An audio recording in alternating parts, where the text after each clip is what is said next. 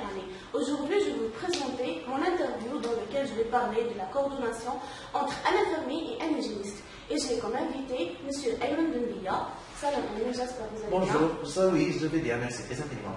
Bon, Ayman, tout d'abord, je vais vous poser une question personnellement sur le cas de la formation d'hygiène. Est-ce que tu es satisfait de cette formation? Oui, je suis très satisfait de cette formation parce qu'elle est concernée pour la santé publique, non pas à la santé individuelle.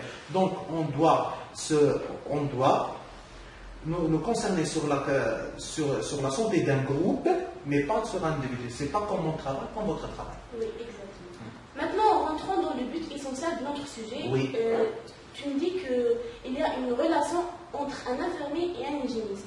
Tu peux nous expliquer précisément? Oui, premièrement, dans le cas, par exemple, dans le cas des maladies à déclaration obligatoire. Oui.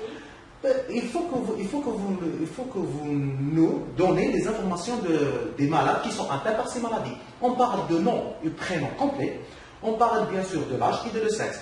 Et de la maladie et de l'observation. Surtout les deux là. La maladie, par exemple, si vous avez une maladie de la méningite, donc vous devez réaliser la PL, qui est la ponction lombaire, et nous donner les résultats pour qu'on puisse voir s'il est d'origine lymphocytaire, s'il est d'origine granulocytaire, on doit aussi voir la charge des bactéries. Et deuxièmement, par notre exemple ici, l'HBV, l'hépatite B virale, vous devez établir la sérologie, si on puisse pour voir la confirmation de la maladie, si elle est HBS positive ou négative. Oui. Dans le deuxième cadre, c'est le cadre de l'hygiène hospitalière. Exactement, sur ce cadre-là, c'est quoi mon rôle comme une infirmière? Votre rôle est précisément de respecter les règles d'hygiène. On parle bien sûr des précautions standards, mais précisément, surtout, on parle bien sûr de le lavage des mains et le port de gants. Le lavage des mains, vous devez établir dans le lavage des mains, vous devez établir la technique correcte et le port de bijoux, les bagues, ils sont interdits. Et deuxièmement, dans le port de gants, on parle bien sûr ça veut dire de l'équation, qui est l'équation très connue, qui est une paire de gants est égale, une personne est égale, un geste médical. Et comme troisième cas, on parle bien sûr de la formation. Comme vous savez, dans le domaine médical en tout, il y a toujours des nouvelles techniques, médicaux ou paramédicaux.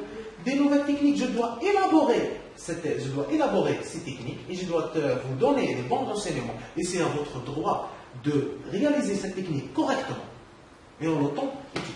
Et pour l'hygiène, j'ai oublié une petite chose, l'hygiène, mon droit envers vous, c'est quoi? C'est d'assurer un bon environnement.